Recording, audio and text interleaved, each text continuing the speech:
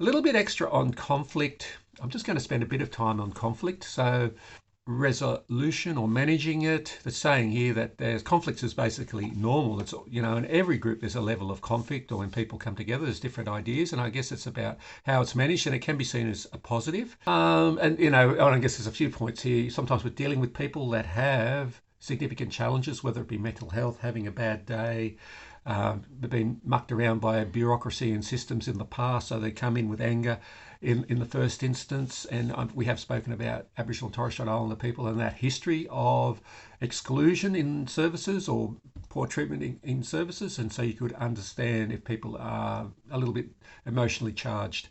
And so that could include being mistrustful from the start, or if people have been assigned there, they don't have any say. Resolving conflict. I like this little point. There's a difference between conflict and debate. I personally don't mind debate. I guess I'm not a fan of huge conflict, but I don't mind the ability or the opportunity to discuss things in a respectful way and hear those different views. And that might mean that I shift my thinking a little bit. So I've got to be a little bit flexible and open-minded. And I suppose I expect the other people to be respectful to my views, in that debate sense. So it brings up lots of ideas for consideration. And I suppose I've had an internal debate, in a sense, about that question, about the, being hairstyles and colours as a non-verbal cue. So initially I might have been saying, oh, no, I can't see it. Then I've gone away and contemplated, done some research, and I've come around a bit and say, actually, I can actually see that point. And the way that question was asked, I'll have to agree, eat humble pie to some extent, and moved on. It's actually been thought-provoking, and in the end, I've grown. I have to say I've grown from contemplating that particular question. So, yeehaw. So basically it's saying if conflict's not resolved, that's the issue. So things can't be, if things are left festering and not dealt with, that's when things, grow and turn into something bigger. They're saying the two main sources of conflict, the professional difference and personality issues. So I've sort of touched on professional difference in that idea of a debate, I suppose, not saying you have to be a professional to have a debate. Anyone can have a debate, of course. But personality, different kettle of fish, perhaps. Yeah, professionally, we often have different views. And if you get too bogged down and you don't want to participate because a decision goes against you professionally, maybe that's the issue, and it's really about being able to be give and take. You've got the opportunity to be heard, all those good communication skills, and then being able to maybe give a little. The personality difference, people sometimes don't just dislike each other, individuals or even groups. But the point there is saying that it's often that there's a feeling that someone is not being respectful, I suppose, or trying to rustle too much power for themselves, and if they're trying to take power away from the leader, or they want leadership like as a dictator, for want of a better word, that might get people offside, and that particularly around power. There might be other things that are annoying in a group. Someone maybe talks too much and doesn't give other people a go, or they shoot other people down, have to be right, have to win at every argument. Their point is right regardless, things like that. And I guess you can all think of some examples like that. I guess we've got to go back to our good skills. So there's a little bit of conflict management stuff here. So using your active listening and good clarification. It's talking about setting the scene there at the first, and I believe that would be, making sure the ground rules are good. There's agreements for how the particular meeting or the group operates. Is it one person at a time? You can always go back to that. Hang on, and everyone's participated in developing that agreement. So we go back, hang on guys, we agreed that one person at a time. We haven't heard from Fred. Let's give him a go. The I statements there. So just briefly, if I can say I feel, and you go back to those emotional words, I feel devastated, and then you describe, I feel when, because, and what I would prefer. But so saying be assertive, not aggressive, speak calmly, good body language, still open, eye contact, I statements, and the clear what you wanted to happen. Last slide there is about keeping safe. So if you feel that you're at risk, having the opportunity to retreat, get away safely. There's some ideas that sometimes people have different ways of behaving in conflict. A turtle might withdraw, doesn't like to deal with conflict at all. So I'll just get people to think about maybe you've got a go-to method in conflict, and if you need to just review it. And I don't think anyone's going to be perfect at all by any stretch of the meaning. The shark is about gaining that power. When there's only one win, and there's a win and a lose, and there's not so much as about giving any leeway to anyone else. So it's really a forceful approach. The teddy bear is smoothing, and so relationships are of great importance, and so do anything to be accepted, I suppose. And so that might get in the way of even self-care. If you're bending over backward for other people's needs, you might forget about your own needs if you're a teddy bear. And so you're sort of going to be carrying a lot of weight of an organisation or a group around if you're always trying to meet everyone's needs. The owl, collaborative and wise, I suppose. So highly value their own goals and relationships, but conflicts are more problems to be solved, and the idea that it's something that can lead to a good place. So I guess there's some wiseness there. So just the I statements. So it's I feel, fill it in, when you, fill it in, because, fill it in, and what I would prefer, fill it in. So here we go. So the situation might be that someone is talking a lot, and talks over the top of others in a meeting. So here we go. How might I be feeling? So the first thing that came to mind is frustrated. So I'm going to say, I'm going to take ownership, but Fred, I'm feeling frustrated so I've described, when you talk over the top of others and don't give them a go, because when we set up this group, we agreed that we'd all have equal input and give everyone an opportunity. So what I would prefer is for you to just back off a little in terms of give others people a space to talk and listen to their full story. You may not agree, but let's give people the chance to tell their whole view, the whole story, before cutting them off. And I would be much more comfortable with that and feel everyone was much more included and feeling respected. So if that's okay, we'll go back to our agreement and do that. So that's trying to be assertive. I'm trying to say, look, I'm feeling frustrated when you jump in all the time, butt in and don't let others finish. What I would prefer is that you just back off and give some space for other people to finish their sentences. That would be much more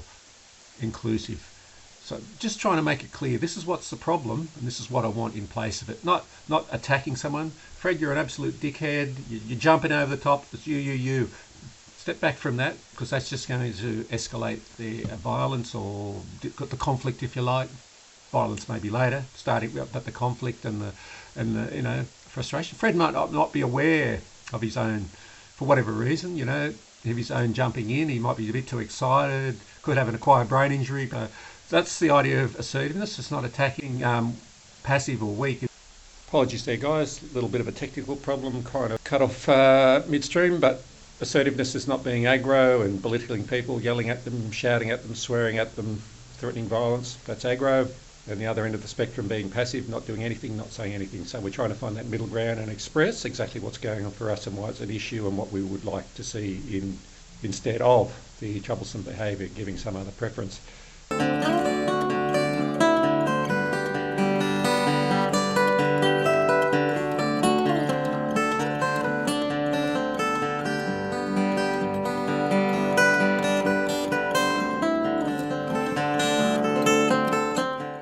Yeah, sure thing, I'll be right. Ethan, how you going? Oh, I'm alright. How did you go with Mary? Oh, yeah, not too bad. I just, it went all right in the end. Mary's a bit cranky about doing the exercises and, not that happy about it. Is there any chance we can sort of talk to the physio and see, Mary said she was keen on acroaerobics or water therapy or something, acrotherapy, that sort of thing in the water? Yeah? Yeah, Is that okay? Yeah, I guess that we can try and get it too. I mean, I've just been given with what has been happening and all that. Yeah. I mean, I've just been told what needs to be done and all that.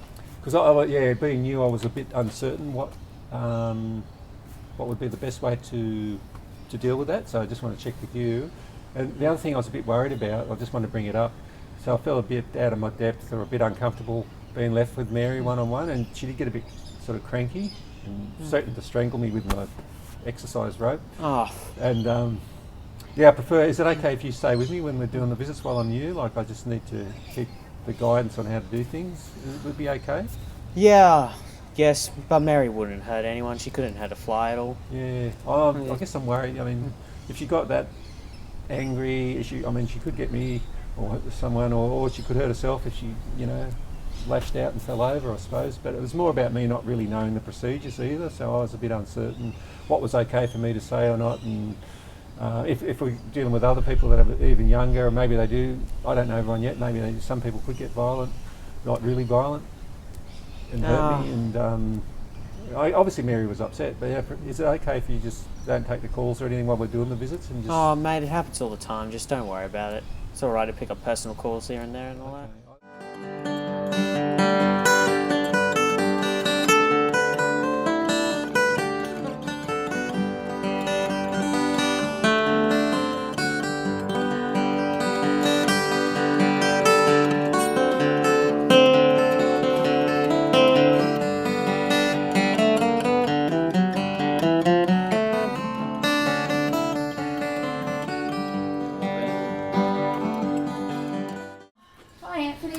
Thanks for dropping in. I'd just like to catch up with people after they've been here for a week or so. I think that's how long you've been here now. Yeah, that's my first week, yes. Yeah, how's it been? Oh, it's been good, yeah. I've seen a couple of home visits with a couple of different clients. So that went okay, although there's a few, I guess challenges that I experienced along the way. Yeah, tell me about that. Yeah. What were the, tell me something good that you've enjoyed.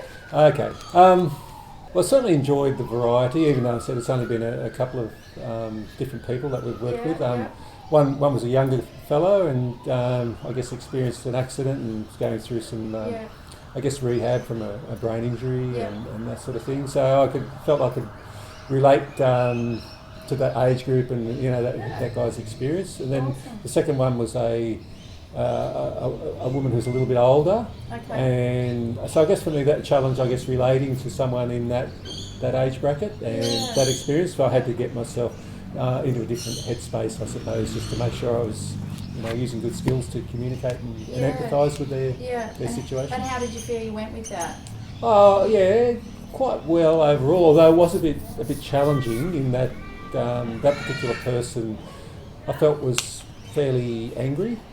And not real happy. What made you think that? What was happening? Oh, they said they were going to strangle me with the with the. That's that is quite challenging, Anthony. So what happened? How did you manage that at the time? Well, I just used my my empathy to say, I can see you're angry and you don't want to do this particular program. I did try a few little tactics to try and modify the exercises that were prescribed by the physio and used another, I guess, less intense piece of equipment. And I thought, but that's when she said, no, I don't, there's no way I want to do that, So I can understand that would have been challenging for you, a bit scary maybe even. Yeah, it was. So, I guess. Was there anyone else there with you, Anthony? My understanding was you were going to be with a buddy this week. Well, I guess that was. I had my buddy in the first visit, but the second visit, my mentor took a personal call. I know it was personal because they told me and left me with the client straight away. Wow. How did you feel about that? Yeah, well, I did. Well, that's my issue. I left. I was overwhelmed in a sense because I didn't really know what to expect, and I said the client was angry, he didn't want to do it, but I was able to have a good conversation in the end. And find out that she wanted to do, rather than this program, she was more interested in doing aqua aerobics. So I thought I got through it okay, but I wasn't totally sure if I was doing the right thing because I was unsupported. Okay, there's a couple of things there, Anthony, that I'd like to follow up. First of all, just so you know, because I'm not sure if your mentor let you know, we actually have a policy in the organisation about dealing with aggressive behaviour, and sometimes it's really good to know what our framework is and how we want you to respond and what your options are and how we might record things like that. So are you happy for me to give you a copy of that? Definitely, I'm happy to. I think, I mean, obviously we're going to get people, we're going to work with people with all sorts of, I guess, places where they're at in life, and some are maybe dealing with different traumas. And it sounds like you're really making some connections already, and you're not going to connect with everyone the first week, but that'll happen. But I do want to have a little bit more of an explore about that situation where you were left on your own.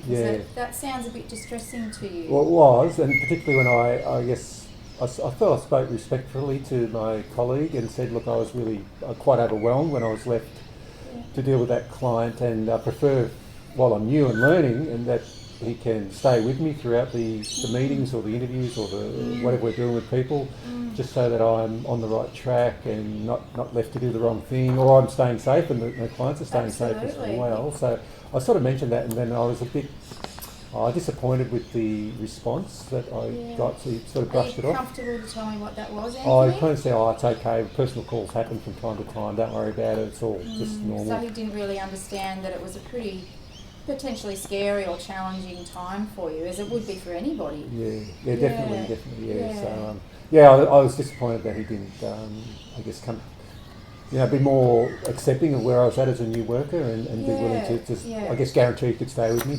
And not, particularly with a personal call, I guess was my point. And look, I really appreciate you telling me that, and I know that it's probably nothing to do with him as a personal level, but I think you're exactly right. We need to be looking at how we're supporting our new workers, and certainly our organisation prides ourselves in making sure that people feel supported, because unless you feel like you're going to be able to do a job well, then it's hard for you to get out there and do that. So I really appreciate you telling me that. Do you have any feelings about where that should go? Are you happy for me to go and talk to the worker? Happy to Is that something we could look at in a team meeting about how we buddy up people? Yeah, perhaps. Yeah, maybe some way of reinforcing to people that how to support new staff, maybe a refresher or a reminder or something like that. Yeah, no, that's a... Perhaps there's a few more new staff other than me at the moment, I'm not sure, or newish staff. Yeah, and we always appreciate new staff telling us stuff, because we're not out there on the floor, we're not experiencing what you do, but I just want to say thanks so much for letting me know that, and because that's quite, that takes a lot of courage on your first week to actually tell people. I didn't really want to cause dramas, but I was certainly aware that I didn't want to disadvantage the people that I was working with, and that was the other thing I suppose I wanted to bring up too, that this particular person is really adamant that they wanted to do acro roads, and that would be better. Yes, I was going to go to that, just to make sure that you're okay. I think you've done a really good thing, probably from our point of view, because of the way the plans are written. If you're able to email me, just so you can say, this is the conversation I had, this is the situation, it seems like this client is really keen to do hydrotherapy, and if that fits, is there a way that this could be, a way to follow solve it up with a physio or something like that, issue? or whoever makes the call on what the program. I'd have to look at the file to see who that was. But if you put it in writing for me, then certainly I can follow that up. That would be great. Appreciate that. That'd be good, because I didn't get a chance to. I guess I left that meeting and. Yeah, it's probably a little bit overwhelmed. I can understand. I didn't get a chance to talk about that with my mentor. Great. Well, I really appreciate you bringing up with me, and also bringing up about how you're feeling, because we can't improve the way we do things unless we get that feedback from people. Thanks heaps. Great. Other than that, it's been a good week. Excellent. Well, it sounds like you've had a good time. So can you see yourself working comfortably in the definitely. organisation? Yeah, I can see myself here for quite a while. Excellent. We're great to have you. Really pleased. Thank you. Yeah.